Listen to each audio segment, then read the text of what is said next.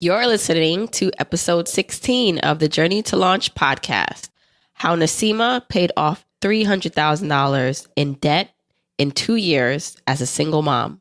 T-minus 10 seconds. Welcome to the Journey to Launch podcast with your host, Jamila Souffrant. As a money expert who walks her talk, she helps brave journeyers like you get out of debt, save, invest, and build real wealth. Join her on the journey to launch to financial freedom in 5, 4, 3, 2, 1.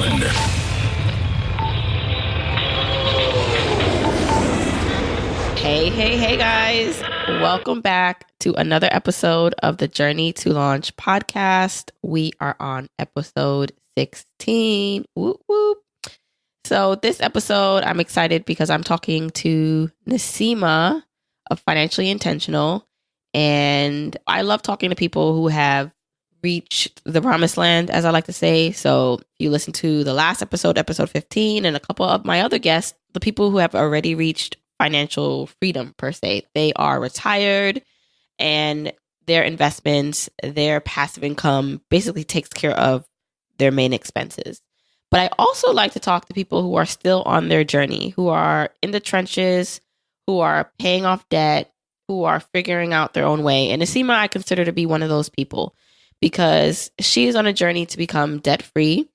She has paid over $300,000 in debt in 2 years. And so I know you guys are wondering, how is that possible?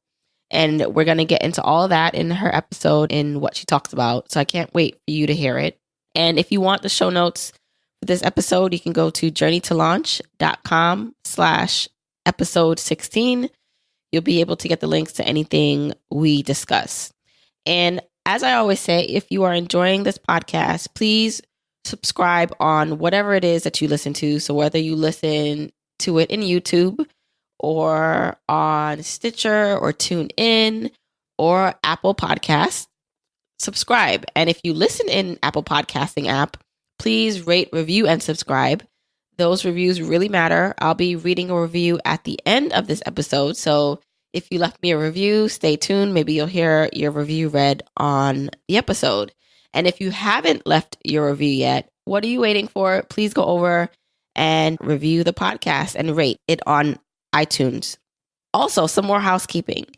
If you are listening to this in real time, so if you're listening to this on the Wednesday that it releases, I'm on my way to FinCon, which I'm so excited to go to. And so if you follow me on social media, you'll probably see some posts and some updates from me at FinCon this week. FinCon is the Wednesday, so from the 25th to the 28th of October. So again, if you follow me on social media, you'll see some updates maybe. And if you don't follow me, follow me. I'm at Journey to Launch on Instagram, Twitter, Facebook. And if you're in my Facebook group, you'll even get more updates because I get a little bit more personal in there. And so if you want to join the Facebook group, go to journeytolaunch.com/community. I also have some really, really exciting things that I'm working on that I'm trying to keep a little lid on for now, but I can't wait to share it with you guys. The things I'm doing, I hope will really elevate my brand and get more people to know about it. And so I'm really excited when I'm able to share that with you guys. And just wanted to mention a couple things. So if you didn't know, I'm a money coach and I am accepting new clients. So if you think you would learn a lot from me, if you want to improve your finances, if you want to see how I can help you on your journey to reach your own goals, go to journeytolaunch.com/coaching. So this is my first time actually mentioning my coaching services on the podcast because I've been so busy lately with content and the podcast and clients that I didn't want to really put it out there. But I do have openings that will be coming up in November and December. So you know what? I'm putting it out there and I'm accepting clients. So if you're interested, please check out journeytolaunch.com/coaching. I'd love to help you reach your goals. Also, for my beginner and intermediate journeyers, so maybe you're not ready for the coaching just yet. Maybe you want to try something on your own. You need to get organized with your finances and with your goals. I recommend you pick up the manual. So the Wealth Building Manual is for sale. you can go to journeytolaunch.com/manual to pick up your copy. I'm really trying to come out with great resources for you guys to use. And I really think that these things will help you. So whether you choose to just listen to the podcast, to become a coaching client, or pick up the manual, I think any one of those things, depending on where you want to be and your dedication to reaching your goals, you're going to be able to do it. So just stick with me on this journey.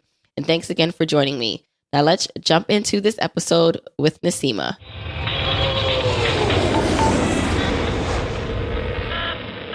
I am so excited to have Naseema from financiallyintentional.com on the podcast. Naseema, if you don't know, if you don't follow her already, just has an amazing story. She has an amazing spirit.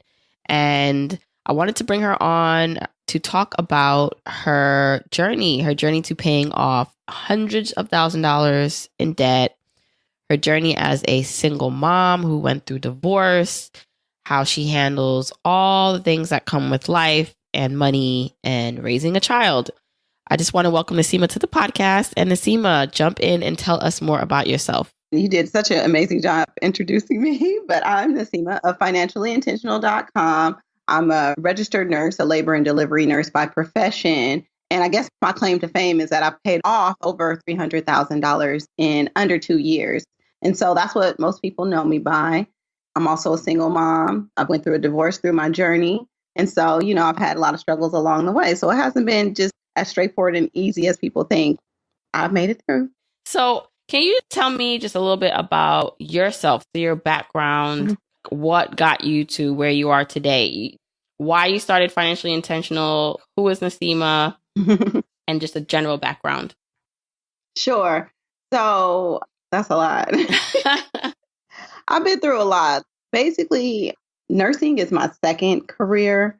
I've had a lot of education. Therefore, I came out of nursing school with my master's in nursing in 2012 with over $200,000 in student loan debt. So I'm originally from Oakland, California. I went to USC in Southern California for graduate school and for undergraduate school. So just like Cassandra, we're both from Oakland. We both went to SC. We're both Trojans. So I went there for undergrad and for grad school. And then I started off in healthcare administration. I have a master's in healthcare administration. I was doing administration for about 5 years. Really didn't like the bureaucratic structure of administration and just basically quit my job in 2007. At that time, though, in 2007, I was 25 years old or turning 26. I had 5 houses. It was the beginning of the recession. And I kind of just quit my job because I was fed up and I knew that that's not what I was going to do. Wait. Can I interject? You said you had 5 houses? Yeah. So you were investing in real estate at that point, or? Yeah. So I started investing when I started grad school. Oh, wow. I thought you knew that. Well, just in case the listeners don't know that, because, it's pretty impressive that you owned 5 houses. So you probably get into it. But what happened with that real estate? Well, it's not impressive like you think it is. Oh. I thought that the quickest way to build wealth was to be a property owner, but I didn't do it the right way. I leveraged a lot of debt. And at that time, it was during the recession. So I had my condo. I had another duplex in LA. I had 2 townhouses in North Carolina and then a house in Atlanta. So I was highly leveraged in debt and people weren't paying their rent. I was having problems with construction companies. And so it got to a point where, like I said, I quit my job. I didn't have all that extra income. I was in financial straits. It was times where I was taking out payday loans to make it. Can we back up a little bit? Because this is fascinating to me. How did you end up buying all these houses at such a young age? I don't know if you know Patrice Washington. Yes. She's one of my good friends. Part of her story was by the time she was in her 20s, she was a millionaire because she had a real estate company. So I'm part of that real estate company. They help people do a lot of investing in real estate across the country. And I participated in that. So I was like, okay, I want to build up my portfolio. So I'll do it by buying houses. My first house I bought, that's the house that I lived in. And then subsequently, I just bought these investment properties, a couple every year until I had 5. On the outside, it looked like I was a millionaire as far as assets at 25. But really, I was really broke. Okay. So that's how that happened. But it was a struggle. It was a struggle. I wasn't making that much money. I think at that time I was probably making like $50,000 a year, but I was still floating thousands and thousands of dollars in mortgages when people weren't paying. It's not so impressive looking back on it, but back then a lot of people were impressed by it, but I wasn't impressed because I knew how much I was struggling. You knew the behind the scenes of it all. Yeah.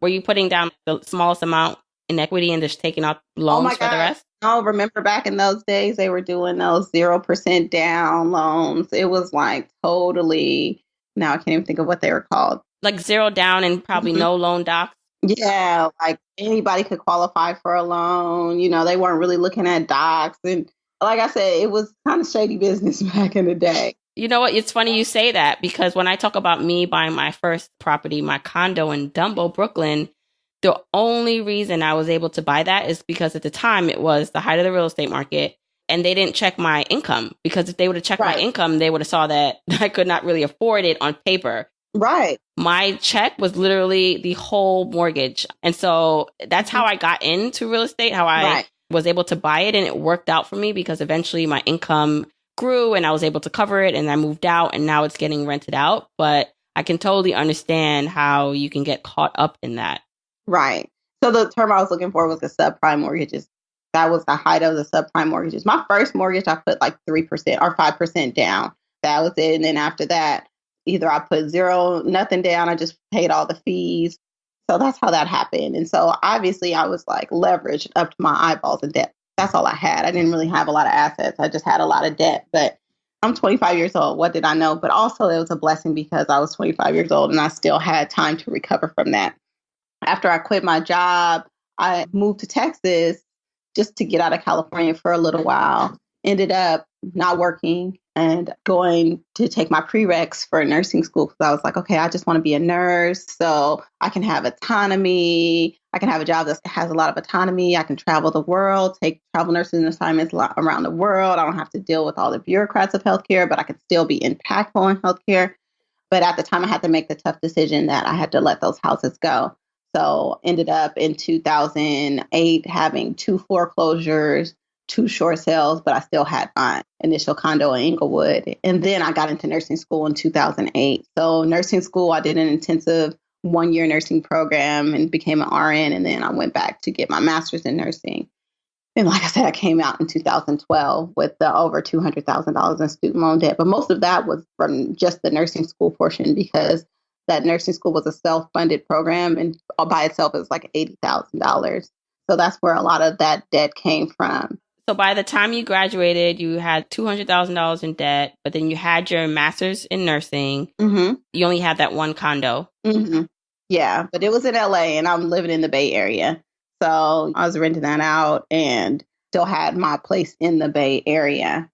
So moved around a lot, worked. I was making really, really good money. Not really tripping, not really thinking I had a lot of debt because I would buy a car and then I'll just pay it off in 2 years. And that's what I consider debt. I figured $200,000 in student loans, that's always going to be around. I never tripped off of it. I just made sure I made my minimum payments. And then eventually I got in the public service loan forgiveness program. And I was like, okay, well, that's going to be the way out. So the way that the public student loan forgiveness program works is that you're put on a 10-year repayment schedule where you have to pick an income-based repayment plan and you make those monthly payments. You make 120 consecutive monthly payments. And at the end of that, 10 years or 120 payments, your loan is forgiven. So I was like, okay, I'm just in this for 10 years. But mind you, my payments weren't low because my income is considered a little high. Mm-hmm. My payments were like $2,000 a month just for my student loans. Okay. And then at the time I got pregnant. And then, of course, in my pregnant brain, I decided to buy a house and I kind of moved into the suburbs. And so I was looking at the houses that I could afford in Oakland versus what I can afford out here. And of course, the same house I can buy like a little shack in Oakland. I could buy a bigger house in the suburbs. And of course, I bought the biggest house. I was pregnant. And of course, the baby needed like 5 rooms. Okay. Mm-hmm. Yeah, exactly. And 6 bathrooms. Why not? So I moved out here and now I have this big mortgage. I have this big student loan payment. And basically, I was making good money. I've always had like 2 jobs, but I was broke at the end of the month. I did not have enough money. And it actually got to a point where I actually had to borrow some money to make ends meet from my sister. And so at that point, I hate asking anybody for help and I hate borrowing from people. So I was just like, you know what? This is just ridiculous. I make way too much money to be this broke. And so I was like, something has to change. And so I already came to the conclusion that I was going to sell my condo in Inglewood. And I knew that I would get about $100,000 profit off of that. So I was just like, you know what? To not be broke, I need to build up my savings. I need to have substantial savings, and then I need to invest the rest. And so I started researching how to invest. I need to learn more about investing, but because I've been in school my whole damn life, I hadn't really gotten into it. So I wasn't comfortable investing until I felt like I had a better understanding of it. So I was like, okay, this is my time where I'm going to really dive in and try to understand investing and researching and investing products. And just like you, I have a really long commute to work. So I was like, okay, what podcast can I listen to on the way to work that's going to talk about investing? And so I stumbled upon the Dave Ramsey podcast. Now I had heard about Dave Ramsey in the past, but I didn't really know what his philosophy was about. So I started listening to the Dave Ramsey podcast, and I was just like, wow, like this is ridiculous. Who pays off their house? Why is that even a goal? That just doesn't even make sense. You know, he's just like this conservative white guy from the country. He doesn't know anything about the struggles that I'm going through. He doesn't know nothing about this $200,000 in student loan debt. He's sitting up here telling people to pay off their student loan debts. Like, that just sounds stupid. I bet you he don't know nobody that has student loan debts like me. Until I just really started listening to the show and started listening to Debt-Free Screens. And I was just like, just hitting how many people were paying off massive amounts of debt and they made so much less money than me. And I was just like, listen, there is no reason why I can't do this myself. And so right when I started getting heavy off into it and start being like, okay, I can do this, is around the time where me and my boyfriend at the time started talking about marriage and stuff. So I kind of brought him on board with me at that time, but I was doing things separate. So I started in April 2015 to really start attacking my debt. And so that's kind of where that journey started. Okay, so you realized at the point where you found Dave Ramsey that you needed to get your finances in order, but you're saying you're dating at that point with your former husband. Mm-hmm, you weren't married yet. Mm-hmm. Okay, so then what happened? So after you decided that, all right, I need to change my lifestyle because while I am making a lot of money, I have a lot of debt. What happened next? What propelled you to really make that change? I was just hella broke. I didn't even have $100 in my savings account. And so I'm the kind of person that once I put my mind to something, I do it and I kind of go hard. So I just followed the plan. I listed all my debts from smallest to largest, really got my budget together. What really changed the game for me was zero-based budgeting, where you give every dollar of your money an assignment and you do it in advance. So you create a monthly budget, and every dollar that comes in, you give that dollar an assignment and you know where your money is going. That made the biggest difference to me as far as how to attack my debts. And so before I knew it, I was trying to find every extra dollar. Like, it was a point where Fed Loan Services was like, that's who my student loans were, like, you can't keep on making these payments. You're only limited to 20 payments a month. That's how much I was like, every dollar that I was finding, I was like, let me make a payment. And so I just kind of went hard in the paint. Well, were you still on the student repayment program at that point and you were just paying additional? At that time I was, but I didn't really care. I wasn't really tripping because with the student loan repayment program, only one monthly payment counts towards, your 120 payments. But at that point, I was like, I am not going to be in this loan for another 10 years. Like, at that point, it was maybe 8 more years that I had left. But I was like, it's not going to take me 8 years to pay this loan off. I need to get this out of my life. Mm-hmm. But honestly, I didn't even know how much of that I had. I saw the balances going down, but I never really did the math until I decided to share my story publicly. So you did say that you got a divorce. So did your husband your ex-husband, did he come into the relationship with a lot of debt also? And did you have to kind of attack his debt too, or you kept things pretty separately? He didn't come in with a lot of debt in comparison to mine. He had like small things that he, like small little accounts. And then he had a car. The thing that he did come in with was like a brand new car. In the beginning of our marriage, I actually had to refinance that car solely into my name because I guess when he bought it, somebody else co-signed for it. So in order to get it out of that person's name, I had to take over that loan. And so that essentially got put into our snowball. So that got paid off over the course of our marriage. It wasn't a lot in comparison to what I had, but it all got paid off relatively early because it was the smaller amount. Okay. And, I'm asking that because I know that obviously getting a divorce is a big life change, and that must have affected your finances or your journey a bit, right? Like, did it set you back a lot? Like, what changed in terms of your financial plan at that point once that happened, and how did you overcome it? Getting the divorce itself, we weren't married for very long, so I didn't have to incur a lot of legal fees as far as the divorce process in itself, which was a blessing. But it was really time consuming and emotionally draining. And then ultimately, at the conclusion of our divorce, because I wanted to kind of get it over with and not have to go through a trial and still have to deal with being married to this person for much longer, I kind of settled on something that impacted me financially. So what happened was that, I told you I had that car in my name, and I basically paid the car off. During our whole marriage, he didn't really make that much money because effectively we were only married for probably about 4 or 5 months. And then he didn't have an income for a certain period of time. So I paid that car off and it was in my name. But, in waiting for the divorce process, I sold the car. And because I sold the car during our divorce process, the judge got kind of pissed off. And she was just like, well, you weren't supposed to do that. So now you're going to have to pay for it. And even though I paid for that car myself, I ended up settling on giving him $15,000 for the car that I paid off so he can get a new car. So that set me back financially. The other thing that set me back financially, and this is what I do talk about a lot, is my taxes, because I was going through a divorce. The way that I had to file my taxes was different. And so I also had a $30,000 tax bill this April. Before that, I only had like $24,000 in debt. And then the divorce process and the ramifications of the divorce process set me back another $45,000. You kind of have to weigh your own like sanity. And to me, $45,000 is a lot of money. But to have my freedom and to be not burdened with that relationship, it was worth it. Like, I'm fine. Right. I'm fine. Yeah, it set me back. It'll probably set me back probably a year in my journey, but what's a year? And then it's just testimony. It's just something to share, something that people can learn from. Right. Well, what would you, now looking back at that whole process, not necessarily your relationship, because we're not going to get that deep, but in terms of how you handle the finances throughout that time, is there anything you can say to yourself you should have done differently, or you made peace with those decisions and you just decided to move on from there?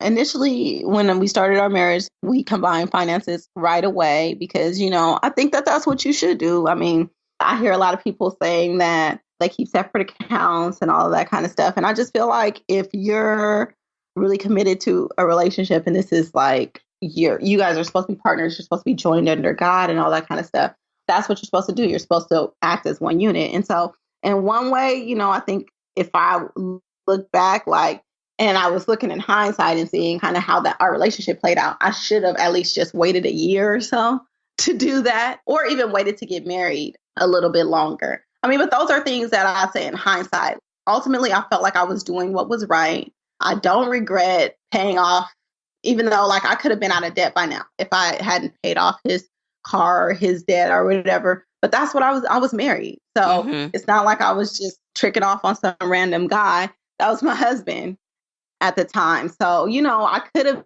done things smarter, but I felt like I was doing the right thing. And when you do the right thing, but it still has negative consequences, you just chalk it up as a lesson. So I could have let that defeat me, or I just use it as a lesson. And I use it as part of the story that I share. It is what it is. Yeah. And it's a powerful testimony. And so now that you are divorced, you're a single mom. So how do you deal with that? So it all lies on your shoulders to take care of your daughter. And a lot of our listeners may be single moms or single parents. Is there any advice in terms of how to handle that situation? It's definitely a struggle. I have to depend heavily on people that I have to pay to help take care of my daughter. I have a lot of mom guilt for not being around her and having to work as much as I do. Like, if you guys follow me, I work 5 or 6 days a week and a lot of overtime. So I work a lot. But the way that I look at it is that I'm working hard right now. My baby sees she sees what I'm doing.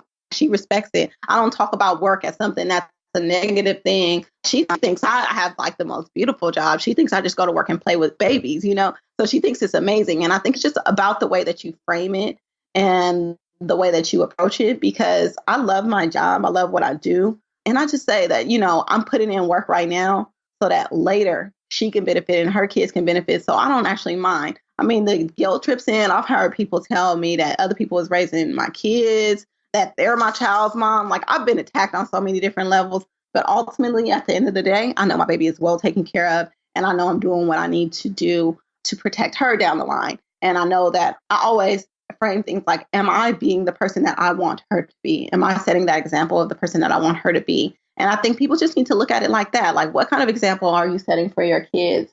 Because, you know, more is caught than taught. The way that they learn is through seeing you and the things that you do. So, you know, that's how I just have to look at it. And I think for people out there that are single moms, that are struggling, being a single mom is no joke. And I know amazing single moms. And, you know, I have some really, really good friends that are single moms or are moms that are the primary breadwinners of their families. Like, as you know, most nurses are, especially in the Bay Area, because our salaries are so high. We are the primary breadwinners in our family. So we usually run the finances in our household. And it's just about knowing your why, working towards that, and don't let those negative voices in your head stop you and get in your way, because you're doing what you're doing for your family. So that's what I just tell everybody. And that's good advice. And one thing that really sticks out when you tell your story, so you paid off about $300,000 so far in debt, right? Yes. So when someone hears that, obviously that's a lot of money, and they're going to think, well, wow, it's relative to your income, because you have to be at a certain income level to do that.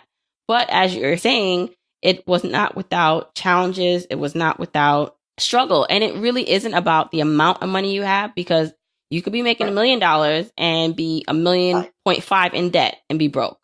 So it's really about managing what you currently have. So what are some tips that you can give someone for managing their money? What are the game changers for you, other than, you know, you said you started zero-based budgeting, but are there any special tips you can give? I really think that it's all about mindset, right? A lot of people have paid off a lot of debt and then get right back into debt. It's like, you have to decide. You have to forgive yourself for all those times you went back in debt, and you have to decide, this is the point where I'm going to change. I'm going to really do things that are really going to build my net worth and make sure that I am doing what I need to do in order to actually gain that financial independence, that financial freedom. But that's all in your mind. Like, it's 80% your mindset and 20% the actions that you're going to take. So once you make up your mind that you're going to do it, just come. It's just about following a game plan and sticking to it. Another thing is that I didn't look at my debt as $300,000 in debt. Like, I didn't look at it like that. I looked at it as small little chunks. So what people often do is get overwhelmed by the numbers. But if you break it into like small, tangible steps that you could take it to knock out that debt, then just do it and don't get overwhelmed. Sometimes it helps not to even add up how much you paid. You could be like, oh my God, this is how much I paid, or this is how much I owe. And it's just, you know, it can be overwhelming, and that overwhelm can paralyze you with fear. Don't let that fear consume you. Also, celebrate your milestones. One thing that I do, and even though people are going to be like, this is not really for you, it really is. I take my daughter to Disneyland or to an amusement park at least once a month. We always go and do something fun. And to me, that's celebrating my success. Even though people may say, oh, that's for your daughter. No, it brings me joy to be able to do something like that for her. And I have fun too. I mean, I do things for myself too, but I make sure that I build into my budget time, vacation time, and time to like just enjoy life. And right now, because she's 3, those are the things that we do to enjoy life. Right. So, you know, those are the tips that I would give. You know, it's interesting that you bring that up, because my another guest, and I'm not sure when her episode will be released, if it will be before or after yours, but Fifi from the Divine Hostess and Wonderfully Made podcast, she also, when I asked her just about tips to staying on the journey, staying committed, she brought up that you should definitely still reward yourself. And it doesn't need to necessarily be a big to do. It shouldn't necessarily throw you off track of your goals. Right. But that we should make sure that we are at least giving ourselves credit and giving ourselves small rewards if we have to, just to keep ourselves motivated on the journey. So I like that you also said that. And how fun is it that you get to do that with her? Right. That's nice. Right. It's great. I love it.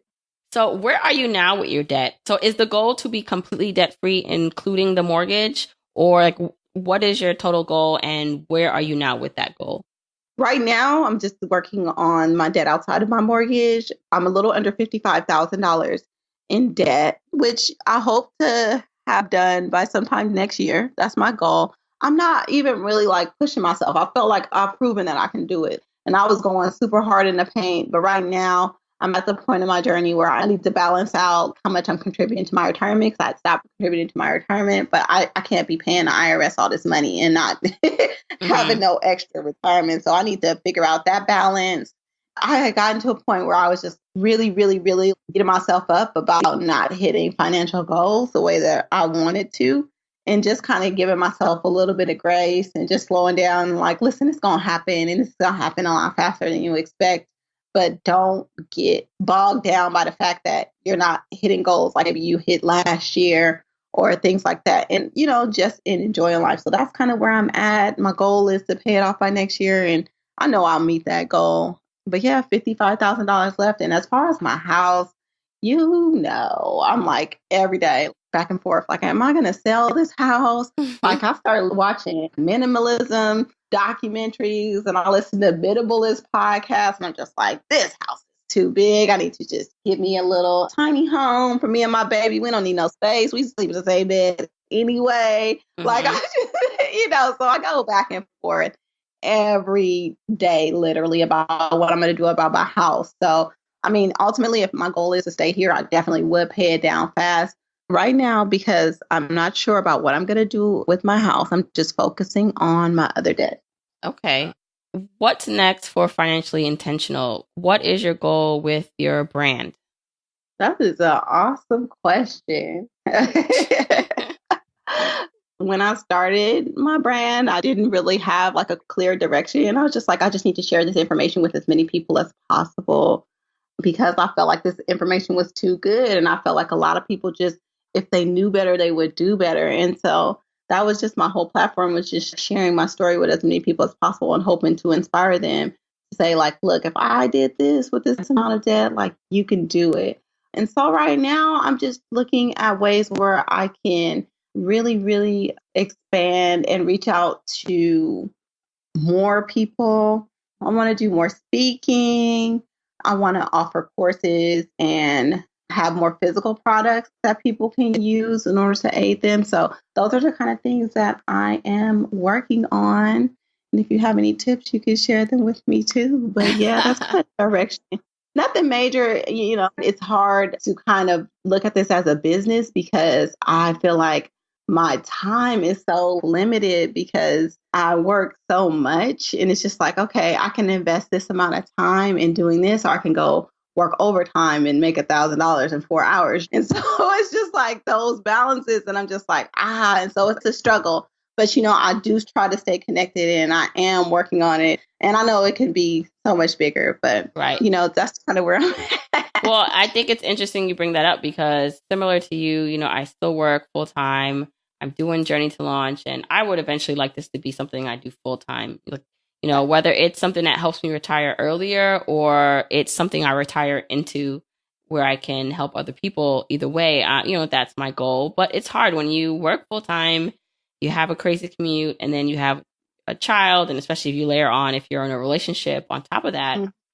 Yeah, it's hard to juggle all those balls. So you should definitely give yourself some grace. As you said before, you should definitely cut yourself some slack. But I feel like your message is pretty powerful because what happens now, I feel like, is that when you see these big numbers from myself, when I said I saved $85,000 last year, and then you saying that you paid off $300,000, I feel like there's some stories like that and they're inspirational. And when I hear them, I am impressed, and it makes me want to push harder because I know it can be done.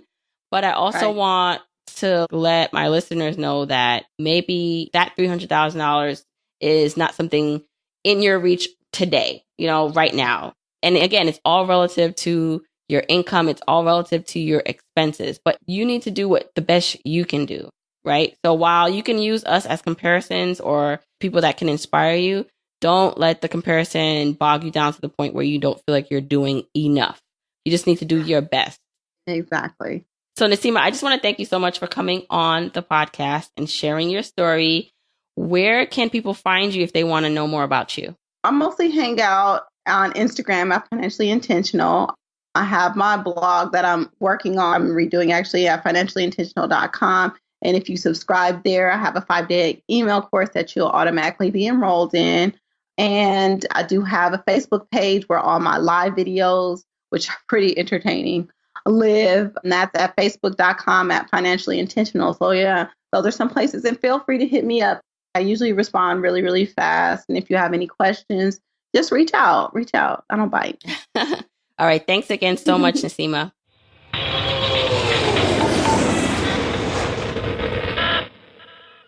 I really hope you guys enjoyed that episode with Naseema from Financially Intentional. She's really inspiring, really down to earth. And so if you're not following her already, you should follow her.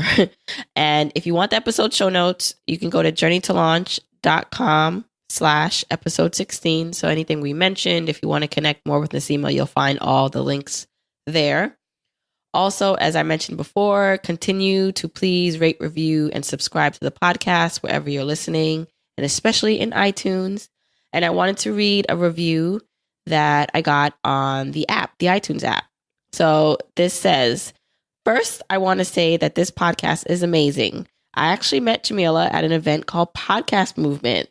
She was very approachable and super down to earth. Right after we spoke, I subscribed to the podcast and have been listening since. She brings the same enthusiasm and passion on the podcast as she does in person. I'm in her corner rooting for her to retire in 6 years, and I know she wants the same for us too. I wish everyone the best while on their journey, and big thanks to Jamila for making this podcast. Malik. And this review, when it came in, I was really actually touched because I remember meeting Malik at Podcast Movement, and it's just crazy because, you meet people and, you just yourself and you're just saying hi, and it's just crazy how people can remember you from just one interaction. It just somehow becomes a connection. So thank you, Malik, for listening to the podcast and leaving a review. I truly, truly appreciate that and your kind words. Again, if you want to hear your review read on the podcast, you just need to leave one. If you want to join me on this journey, other than listening to the podcast, you can do that in a couple ways. You can join the Facebook group at journeytolaunch.com/community. You can join my email list. I send out weekly emails that give you all the updates on what's going on with Journey to Launch. Also, as I mentioned before in the podcast, if you want to sign up for a coaching session with me, you can go to journeytolaunch.com/coaching. And let's see how I can help you reach your money goals. And if you'd like to just do maybe some work on your own, I have the manual, which you can get at journeytolaunch.com. manual. It's a self-guided manual that helps you figure out your goals, organize your finances, and get on the right track. So again, thank you for listening to the podcast. I look forward to talking to you next week.